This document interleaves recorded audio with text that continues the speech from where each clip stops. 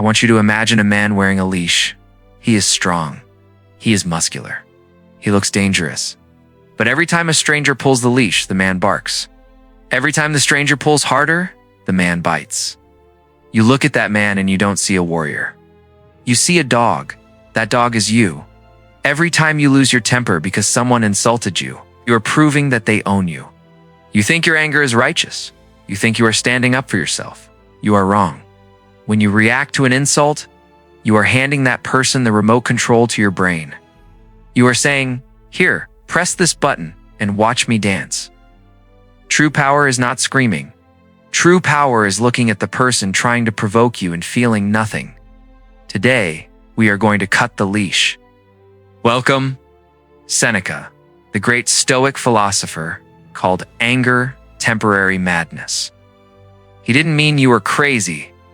He meant you were blind. When the red mist descends, your IQ drops 20 points. You say things you can't take back. You destroy relationships that took years to build in 5 seconds. You become a suicide bomber. You blow up your enemy, but you blow up yourself first. Marcus Aurelius ruled the known world. He had people trying to kill him, betray him, and overthrow him. If he reacted to every provocation, Rome would have burned. Instead, he developed a system, a mental firewall. He learned how to let the arrow hit him and fall to the ground harmlessly. We are not going to talk about breathing exercises. We are going to talk about ego death. We are going to teach you the art of not reacting. Part 1. The confession anger is submission. Let's get one thing straight. Anger is not a sign of dominance. Anger is a confession of pain. When you explode at someone, you are not showing them your strength. You are showing them your wound. Think about it. Who screams the loudest? A king? No? A baby? A baby screams because it is helpless. It cannot fix its own problems, so it cries for help. When you lose your temper because someone disrespected you, you are subconsciously acting like an infant. You are signaling to the room, "I am hurt. I cannot handle this. Someone fix reality for me?" This is the trap of the lower man. When an enemy provokes you, they are setting a trap. They want to drag you down to their level. If you are up here high status and they are down there low status, they cannot reach you. They have to make you come down. How do they do that? They throw a rock. They insult you. They cut you off. If you react, if you stop your car and scream, or type a furious comment, you have just climbed down the ladder. You are now standing in the mud with them. You have equalized the status. You have told them, "You are important enough to ruin my day." Marcus Aurelius viewed rude people like bad weather. If it rains, do you scream at the sky? Do you punch the clouds?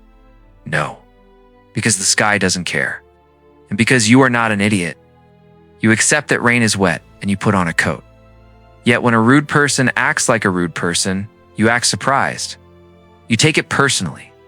Marcus wrote, "When you run up against someone else's shamelessness, ask yourself this: is a world without shamelessness possible? No. Then do not ask for the impossible."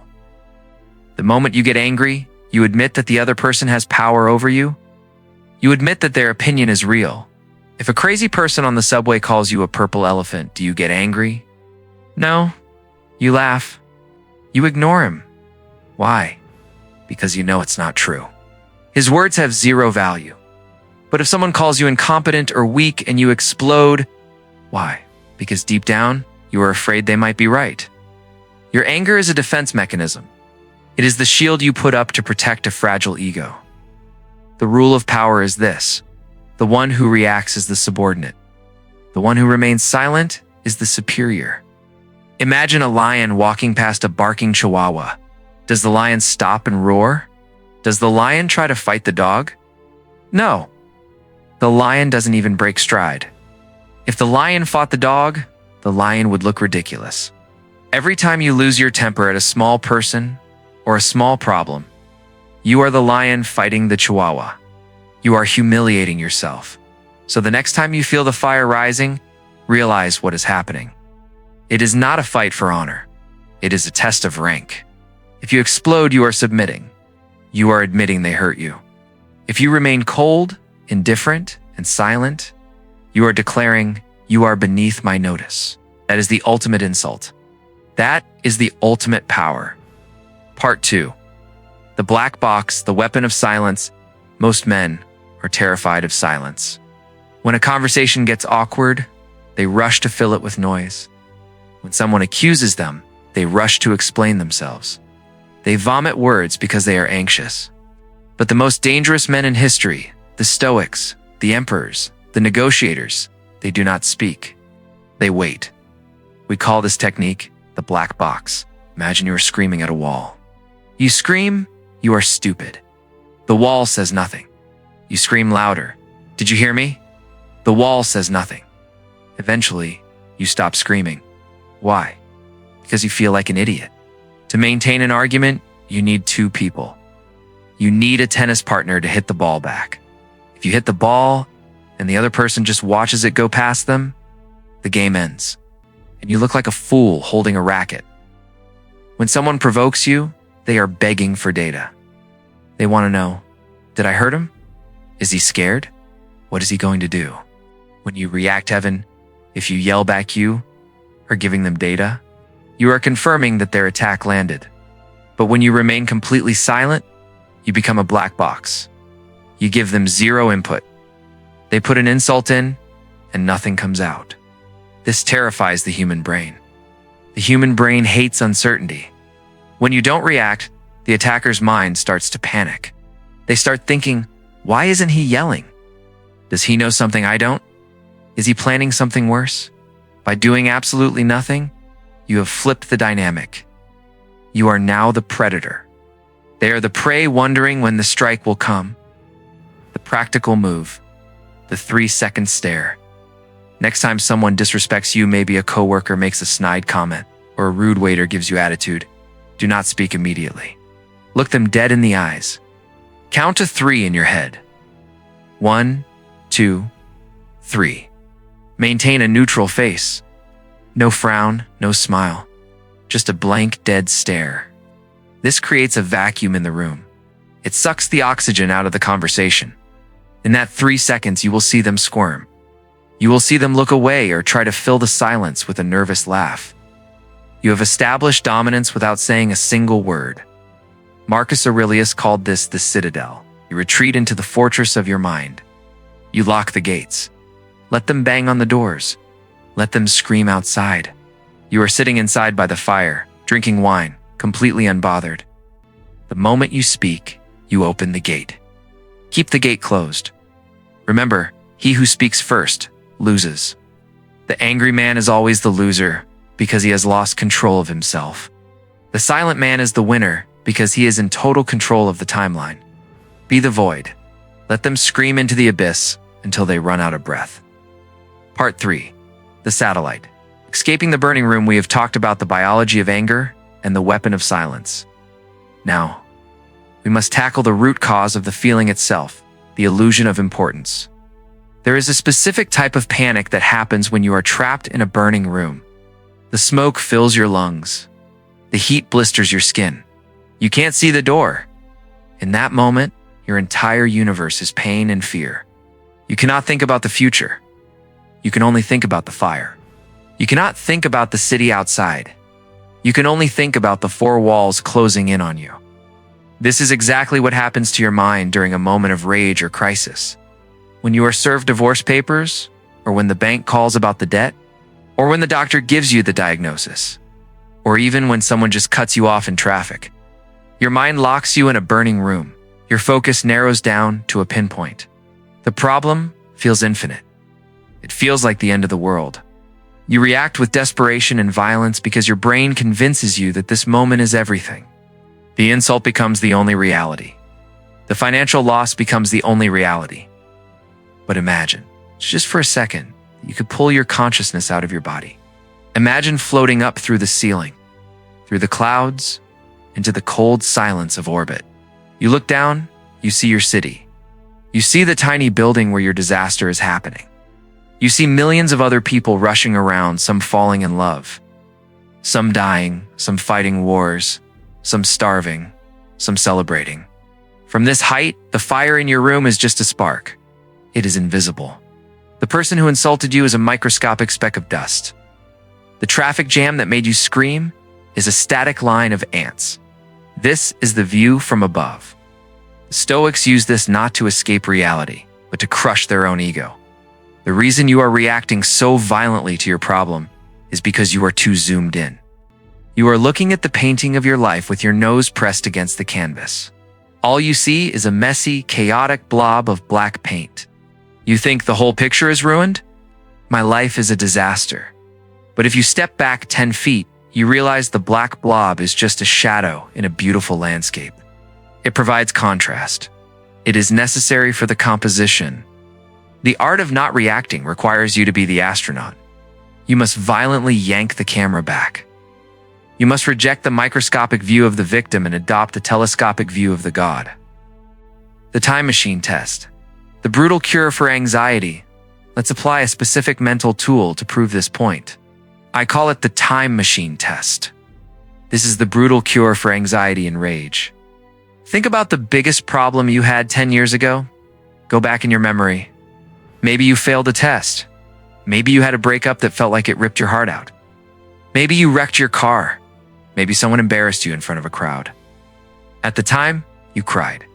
You lost sleep. You punched a wall. You thought life was over. You felt that the pain was absolute and eternal. Now look at that problem today. Do you care? Does it hurt? Or do you barely remember it? In fact, you might even laugh at it. You might look back and say, I was such a drama queen. That was nothing. Here is the terrifying truth. Your current tragedy is just a future memory. The problem you are facing right now, the lawsuit, the failure, the embarrassment, the argument's going to be exactly the same as the problem from 10 years ago. In 10 years, this will be nothing more than a sentence in the story of your life. It won't be the climax. It will just be a chapter. It might not even be a chapter. It might be a footnote. If it won't matter in 10 years, why are you letting it kill you today? Why are you selling your peace for something that has an expiration date? We often react because we think we are the main character of the universe. This is the main character syndrome that infects the modern mind. We believe the universe is a movie about us. When it rains, we think, why is the universe doing this to me? When traffic is bad, we think, why is this happening to me? The Stoic looks at the stars and realizes a humbling fact. The universe does not know my name. Nature destroys mountains. It dries up oceans. It extinguishes stars. It wipes out entire species. Do you really think it cares about your credit score? Do you really think it cares that your coworker was rude to you? This sounds cold, but it is actually the ultimate freedom. If you are small, your problems are small. If you are dust, your worries are dust. When you realize your insignificance, the heavy weight of reputation and legacy drops off your shoulders. You realize that you are just a tourist here for 80 years. You are a guest in the hotel of existence. Why spend your short vacation screaming at the hotel staff because the sheets are dirty? Why spend your limited time fighting with other guests? You are checking out soon? Enjoy the stay. Confronting the illusion of permanence. We must also confront the illusion of permanence. When we are in pain or anger, we react because we think the state is permanent. I will never recover from this. I will always be broke. I will always be alone. This anger will last forever. This is a lie. Look at history.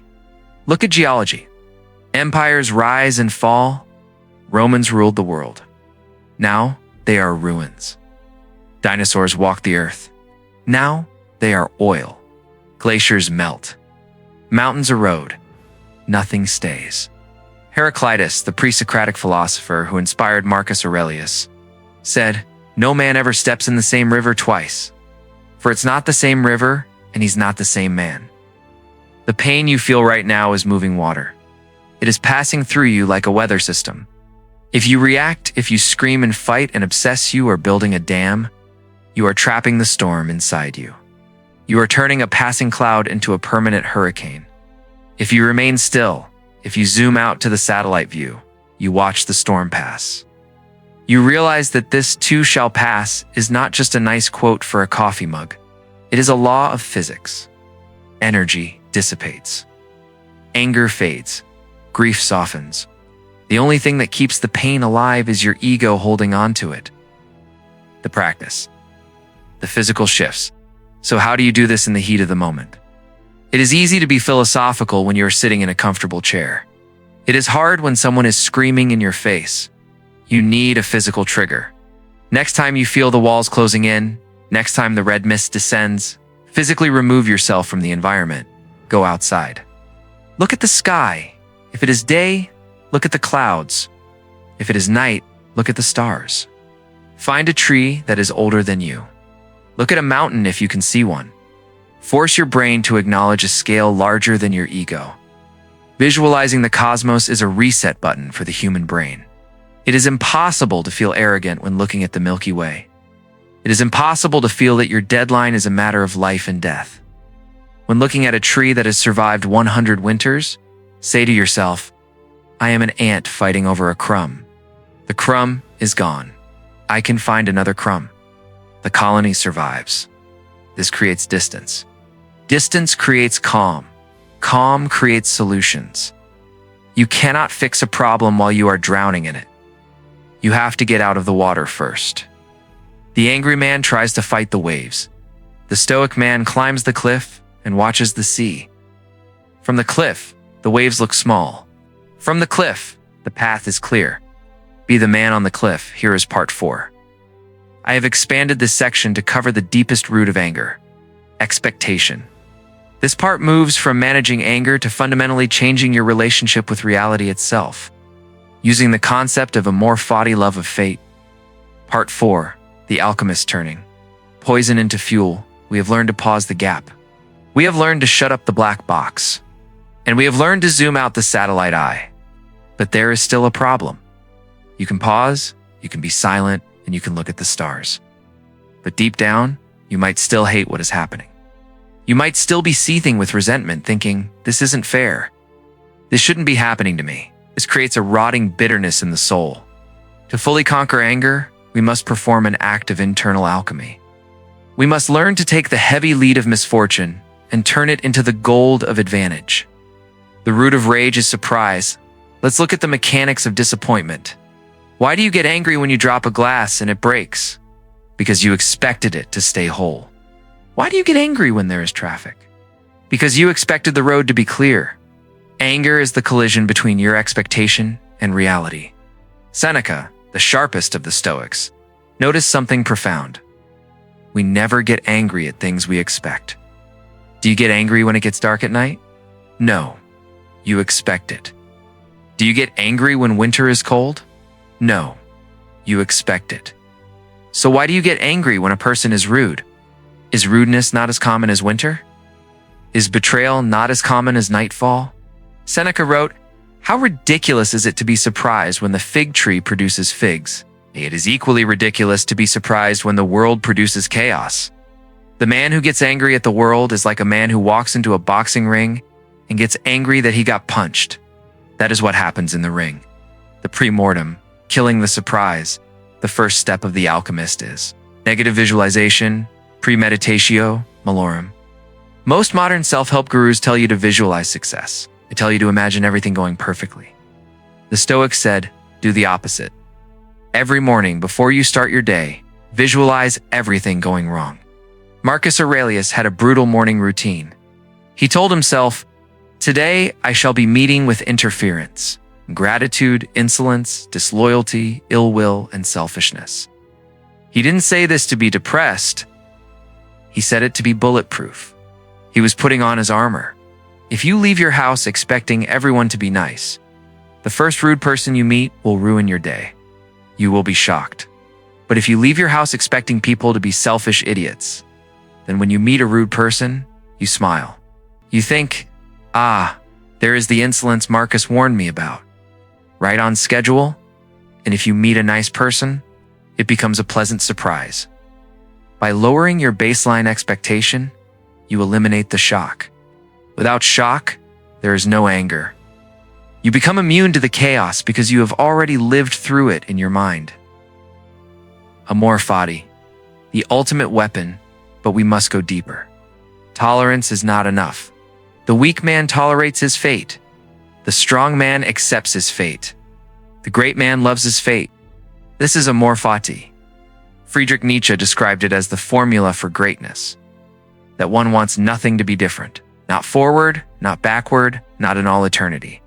Not merely bear what is necessary, but love it. This sounds insane to the average person. Love the traffic. Love the breakup? Love the insult. Yes, because reality is the fuel. Marcus Aurelius gave us the most powerful metaphor in all of Stoicism. A blazing fire makes flame and brightness out of everything that is thrown into it. Imagine a small, weak candle flame. If you throw a giant log onto it, what happens? The log crushes the flame. The fire goes out. This is the angry man. The log is the problem, the insult, the failure. It crushes him. He cries, "Why did this log fall on me?" Now imagine a roaring bonfire, a massive inferno. If you throw that same giant log into the bonfire, what happens? The fire doesn't die. It engulfs the log. It consumes it. It climbs higher because of the log. The obstacle becomes the fuel. This is the Stoic mindset. When a bad thing happens, you don't reject it. You throw it into the fire. Someone insults you. Good, it's fuel to practice your patience. You lost your job? Good. It's fuel to build the business you always wanted. You got injured? Good. It's fuel to train your mind while your body heals. The good. Protocol there is a modern warrior named Jocko Willinka, retired Navy SEAL commander who embodies this perfectly. He has a simple protocol. When his subordinates would come to him with a disaster, "Sir, the mission failed, sir. The truck broke down. Sir, we lost the funding," he would look at them and say one word: "Good." He didn't scream. He didn't panic. He said, "Good. Mission failed. Good. We learned what doesn't work, truck broke. Good. We can ruck the gear and get stronger. Enemy attacked? Good. Now we know where they are." This drives people crazy because they want you to be miserable with them. They want you to validate their anger. But when you say good, you short-circuit the victim mindset. You immediately pivot from emotional reaction to tactical solution, the practice. The reframing next time you feel the rage rising. Catch the thought. The thought is usually, "This is bad." Force yourself to flip it. Find the good. This is not delusional optimism. This is ruthless pragmatism. If you are stuck in traffic for an hour, you have two choices. Sit there. Blood pressure spiking, hating life, arriving stressed. The outcome is you lose. Say good. I have an hour to listen to a podcast. I have an hour to sit in silence and think. The outcome is you win. The situation traffic is exactly the same in both scenarios. The traffic didn't change, but in scenario 1, you are a slave. In scenario 2, you are the master. You have turned dead time into a live time. You have turned the lead into gold. Escaping the victim trap anger is, at its core, a victim mindset. He did this to me. The world is doing this to me. The alchemist realizes that the world isn't doing anything to you. The world is doing things for you, if you have the strength to use them. The weight in the gym is heavy. It hurts to lift it. Is the weight attacking you? No. The resistance is necessary for the growth. The difficult person in your life is the 100 pounds dumbbell. They are heavy. They are annoying. But if you stop screaming at the dumbbell and start lifting it, you get strong. Stop wishing for lighter weights. Start training for a stronger back. When you adopt a more fati, you become terrifying to your enemies. Because how can they hurt you? If they attack you, you use it. If they ignore you, you use it. If they destroy you, you use the destruction to rebuild something better. You become antifragile. You become the fire that eats the obstacle. Here is part 5 of 5. This is the final nail in the coffin of your anger. We have used logic, psychology, and tactical silence. Now, we use the ultimate weapon. We are going to look at the clock. Part 5. The hourglass. The mathematics of death. We have arrived at the final gate. If the other techniques fail, if the silence doesn't work, if the satellite view doesn't calm you, if you can't find the good, then you must use the nuclear option. You must confront the mathematics of death. The root of all anger is a delusion. The delusion is that you have time. When you spend 3 hours angry at your spouse, or a whole week stewing over a disrespectful email, you are acting like a billionaire of time. You are spending your minutes as if you have an infinite supply. Seneca, in his essay on the shortness of life, wrote the most terrifying sentence in Stoic philosophy: "You act like mortals in all that you fear, and like immortals in all that you desire. Act as if you will live forever. You hold grudges as if you have 1,000 years to work them out. You waste days in a cold war of silence because you assume there will always be a tomorrow to say, 'I'm sorry.' But there is not always a tomorrow." Let's look at the brutal numbers. If you are 30 years old and you live to be 80, you have 50 years left. But you don't really have 50 years. You spend 1/3 sleeping. That leaves 33 years. You spend 1/3 working to survive. That leaves 16 years. You spend time commuting, cleaning, waiting in line, and doing chores. The amount of free time, time to love, time to build, time to enjoy the sun is terrifyingly small. It is a handful of sand. Every time you get angry, you are taking a pinch of that precious sand and throwing it into the sewer. You are trading your limited life force for misery. Ask yourself, is this thing that I am angry about worth dying for? Because that is literally what you are doing. You are exchanging a slice of your life for this anger. Is the rude waiter worth 15 minutes of your life? Is the traffic jam worth 1% of your remaining sanity? When you view anger as a bad investment, when you realize you are paying $1 million for a piece of garbage, you stop buying it. You become stingy with your emotion. The last time meditation, there is a specific visualization that cures petty arguments instantly. The Stoics practiced memento mori. Remember, you must die. But we are going to make it specific. We will call it the last time meditation. Next time you are furious at your partner or your parents or your child, stop. Look at their face. See the wrinkles. See the vulnerability. Ask yourself, if I knew with 100% certainty that this was the last time I would ever see them, would I still be fighting about this? If you knew they were going to walk out that door and get hit by a bus, would you care that they forgot to do the dishes? Would you care that they said something annoying? No. All of that would vanish. You would just want to hold them. You would just want to tell them you love them. Well, here's the cosmic joke. It might be the last time. You don't know. The Stoics lived with the constant awareness that death is not a future event. It is a sniper in the trees, waiting for any moment. Marcus Aurelius tucked his children into bed at night and whispered to himself, "They may not wake up in the morning." This sounds morbid to the modern mind. We want to pretend death doesn't exist. But because Marcus accepted it, he never wasted a moment with his children. He never stayed angry.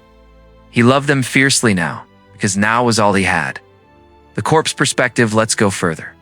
Think about the person you hate, the enemy, the rival, the boss who fired you. Visualize them in 100 years. They are a skeleton in a box. Their flesh is gone. Their expensive suit is dust. Their screaming voice is silent. Their power is zero. Now visualize yourself in 100 years. You are the skeleton in the box next to them. 2 piles of bones. Does it matter who was right? Does it matter who had the last word? Does it matter who had more money? In the silence of the grave, all anger is ridiculous. Anger requires an ego to sustain it. Death kills the ego. Therefore, death kills anger. When you feel the rage rising, fast forward the tape. See the skeletons? The problem instantly shrinks. You realize that you are 2 ghosts arguing over a penny. It's not worth it. The game is too short to play it angry. The final integration. The unbreakable man. So, who is the man who emerges from this 5-part training? He is not a man who has repressed his emotions. That is dangerous. He is a man who has transcended them. He understands that anger is submission. Part 1. He uses silence to terrify his opponents. Part 2. He zooms out to the satellite view to crush his own.